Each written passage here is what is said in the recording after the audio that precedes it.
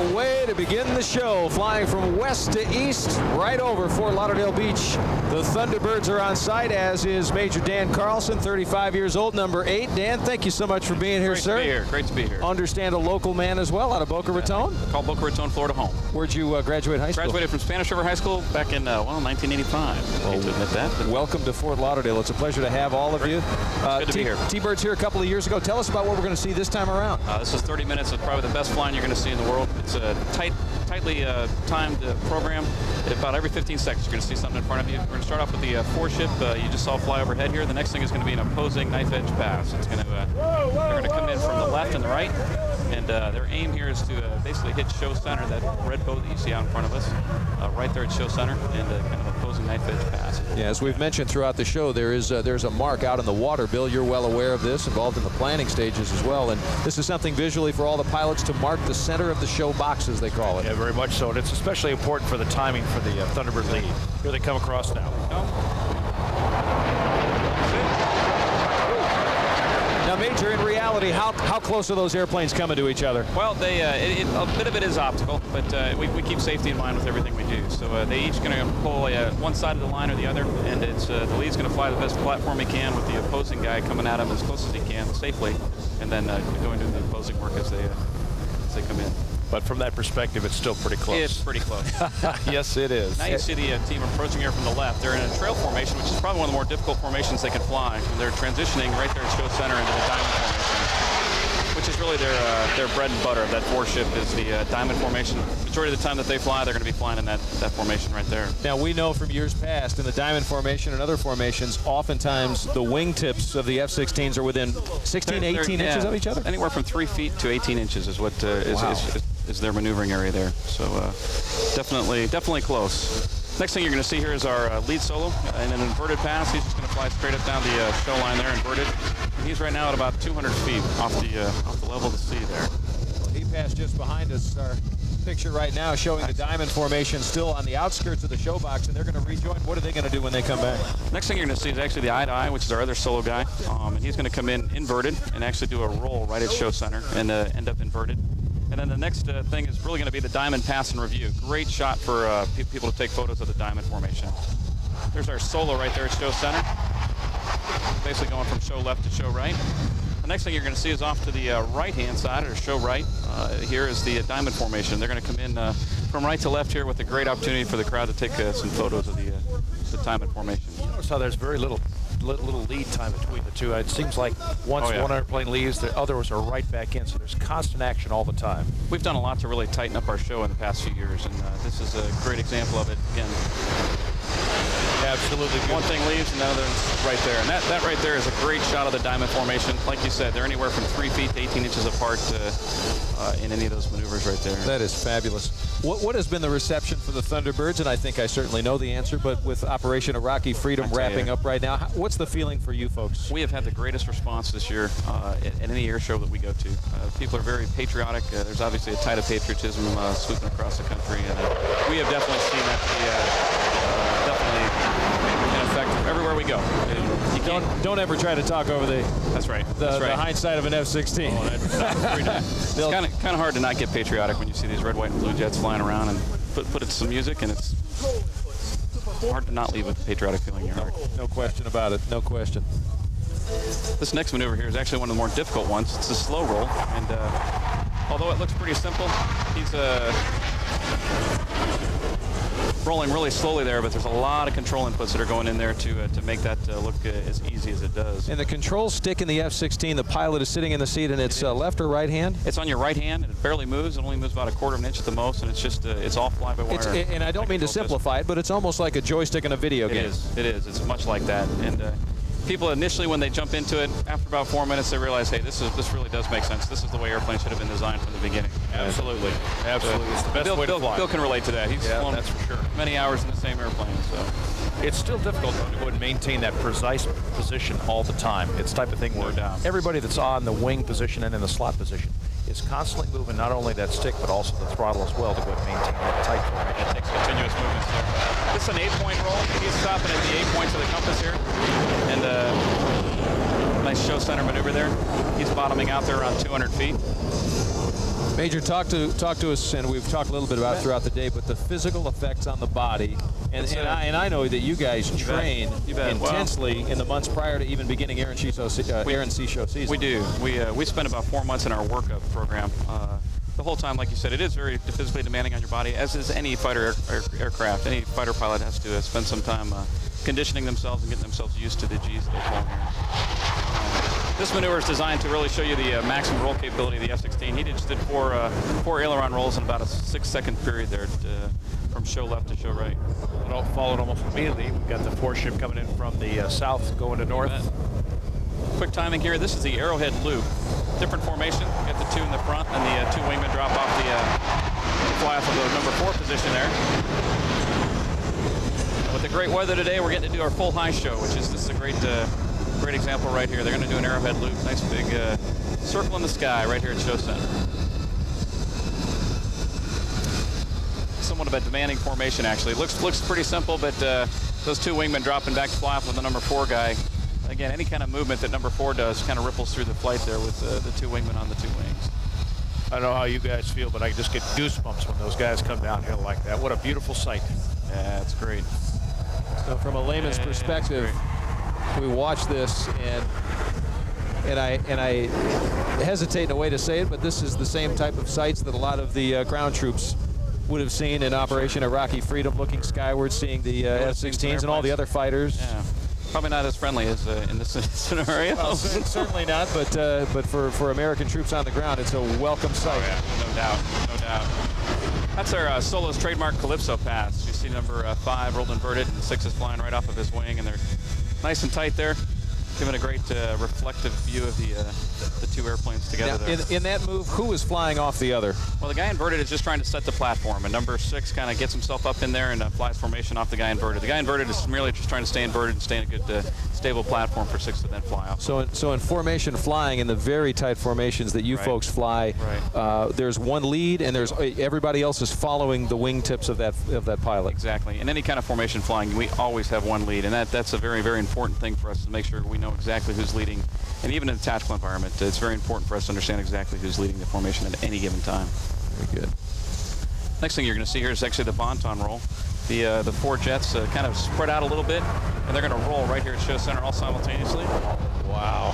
Great view. To get that timing down takes a little bit of work.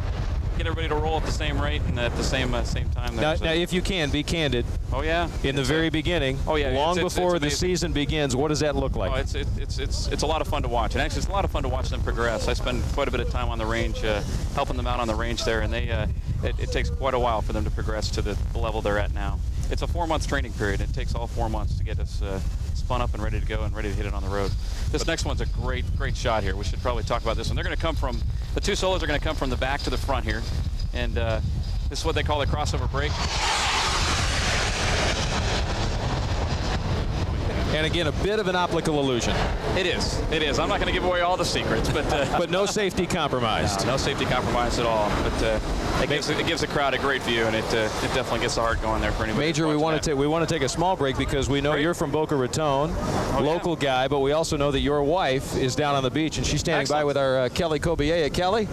Yes. Hello, Doug. We can still hear you, just barely. I'm here with Sherilyn Carlson. You are the wife of Dan, who is sitting by our crew up there. Now, you know, we see the Thunderbirds come in here into town. We see them for about a half an hour on Saturdays, on Sundays, and you really don't see them much more often than that, do you? I mean, there's a severe time restriction when it comes to being a Thunderbird pilot. Exactly. They are gone about 5 days a week. From March to November is their show season, and so they come home on Monday afternoons, and my husband in particular leaves on Wednesday mornings to fly to the next show site. So you get about how much time with them on the weekends? 36 hours a week. And home to you is Las Vegas, Nevada, right? That's correct. That's correct. So tell us, how long is the season, and what do you do as a family in order to stay cohesive, to see each other? We try to travel a lot. We have 4 children, and I'll take them out of school if I need to go to show sites just to spend more time with them. And we're talking about any time from March until November, the time it's really limited with Dad. Right, that's correct. Their show season starts about mid-March and goes till mid-November, and then they have about 3 or 4 months of training season. Now, we know Dan likes to fly. Do you like to fly, do you think, as much as he does? I do enjoy flying, but I get to do the commercial aircraft, not the fast jets like he does. Never been in one, huh? No, haven't had the opportunity to. Okay. So that's the latest from the beach here. You can come back and chat with Sherilyn and myself anytime you want. Guys, we'll throw it back to you. Kelly, thank you so much. Major, my question for you, with 4 kids, is Pokemon and Barney a whole lot bigger than an F-16? Oh yeah, they're probably down on the beach right now.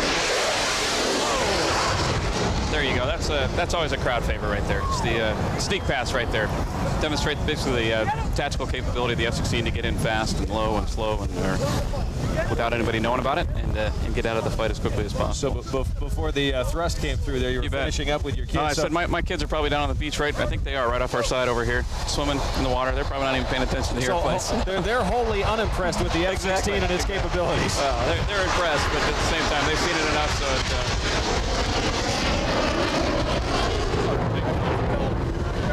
We're on board now with the United States Air Force Thunderbirds, and on board, this is a great perspective, Major, to show us, in particular, how close these folks really are flying. It is. This is a new capability that we have that we've kind of brought to the air show circuit here this past year, and it's turned out to be an incredible view. People can actually get inside the cockpit, see the movement that's actually taking place out there, and actually see how close they're flying to each other. And in the Air and Sea show here, someone on board is punching up the cameras? Yeah, we have a guy right over there at the show center that is basically taking all the signals back, and he's just basically punching in which signal is the best and trying to give you the best view from which cockpit is going to be the best view at the time. Here they come by low and slow. I suspect there's going to be a sneaky guy that's going to come in between them shortly. Yeah, there he is. He's going to try to make the hit right here. Nice job, Elroy. And watch how more rapidly they'll move right back into position. And they don't spend a lot of time out of that diamond formation. Very impressive. Our solo's going to pop up here, and he's going to do what we call a half Cuban 8. And then he's actually going to join the formation on the back side of their turn here. So he's going to come on back down and then Major, it's on up. It's worth mentioning. Pardon me. It's worth mentioning as well. The aircraft that we see are painted so beautifully and so well maintained, but these are far from brand new aircraft. No, these are the oldest active duty F-16s in the fleet right now. So we take a lot of pride in that. Our maintainers are the most professional group of people I've ever met in my life. How old are they? Well, my crew chiefs are 25 and probably 28. And they're the most professional folks I've ever met, and take care of the airplane to a level that I've never seen before. What about the age of the airplanes themselves? The airplanes are all they were all built in the 86, 87 time frame. So they've got a lot of hours on them, and like I said, they're the oldest ones in the active duty Air Force. Doug Dano just talked about the maintainers. They've got one of the most professional crews I've ever seen in my career working on these airplanes, and it's a real delight to see these young men and women who are constantly out there every day to make sure that this show goes off without a hitch. Yeah, they're an incredible group of people. Can't say enough good about them. Now we know there's another one out there somewhere, Dano. There is. Don't know where he's at. Yeah, he's actually taking a little bit of a breather here. He's going to come in and show you some of the max performance capabilities. We talked about pulling G's here in a little bit. He's going to come over and show you the true G pulling capability of the F-16. First here that we have a 5-card formation, and they're going to approach from show right to show left, and they're going to perform a 5-card loop. Looks like a 5-card flat pass.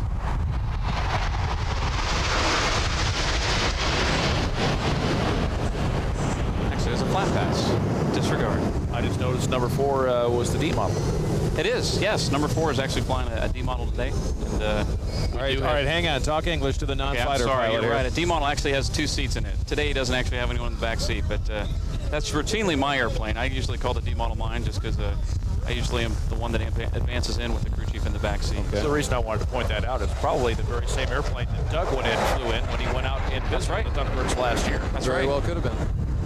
It's our vertical rolls. He's going straight up right now. He's going to climb up about 3 miles up, just performing aileron rolls while he's doing it. Wow.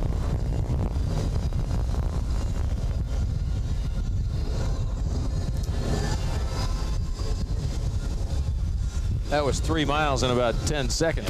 Doesn't take long. And you probably got to do something like that on your media flight. Yeah, certainly did. At the end of the runway. Certainly did. Got up to 15,000 feet pretty quick. Well, in fact, he used to be 6'3". You're down to about. That's right. That's what those cheese will do to you. Exactly. People ask us why we're a bunch of short guys. He's flying. just He's like, hey, what do you expect? It's amazing how that All right, works out. coming from the north to south now. Coming from north to south, you got a 5-ship line abreast, and the number 6 guy is on our close side here. He's going to basically pull off once again in the vertical and go into his own loop.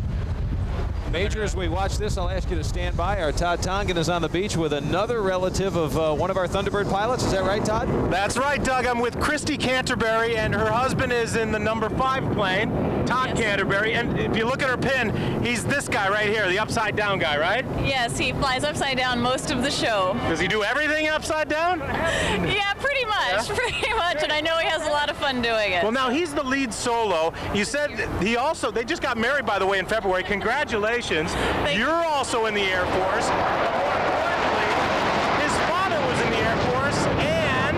Yeah, his father's Major General Hank Canterbury, and he was number 4 on the team. And, so the first father-son legacy in the Thunderbirds? Yep, in the U.S. Air Force for the Thunderbirds. Well, you must be very proud of him. It's exciting. Is it really strange to sit here and look down the beach, see millions of people, and she's sitting here and she goes, oh, look, there he is. Yeah, definitely. It gets better all the time. How many air shows have you gone and seen him perform at? Probably about 10 to 15. Now, do you ever get nervous? I mean, because he's doing a lot of crazy maneuvers out there. I have a lot of faith that he's very good at what he does, as all of them are on the team. Okay. Is that him? That's him. He looks good. I think so. Congratulations. Thanks for coming out to us. Back to you, Doug. Hey, Todd, thank you so much. What a thrill that's got to be for your family members to be watching what you folks do. They love it. What Tails just showed you there really was the max capability of the F-16. He did a 9G turn right there at show center, and then followed it with the half Cuban 8. Again, a very demanding maneuver on your body. And before the end of all this, we obviously should say happy birthday because the Thunderbirds are celebrating 50 years. It's our 50th anniversary this year. It's a big celebration for us. It's also the centennial flight. 100 years ago, the Wright brothers were the ones that took to the sky, and we're celebrating that across the country this year too. It's amazing to see how far we've come in that 100 years. Yeah, if you think about what we're doing now compared to 100 years ago, it's amazing what to think what we're doing 100 years from now. Hey, and confirm a rumor for me. Sure. I heard that you first saw the Thunderbirds at Homestead when you were 12 years old. That was probably about right. I was living down in Ft.Lauderdale, and I remember my parents taking me to an air show and saw the Thunderbirds perform, and kind of inspired me to pursue a career in aviation, and the opportunity came up for me to join the team, and here I am. So, wow, it's great. Well, Major Dan Carlson is joining us. Bill Vrastel to my right. This is Channel 10's continuing coverage of the 2003 McDonald's Air and Sea Show presented by Channel 10. The Thunderbirds are at Show Center. More to come when we come back.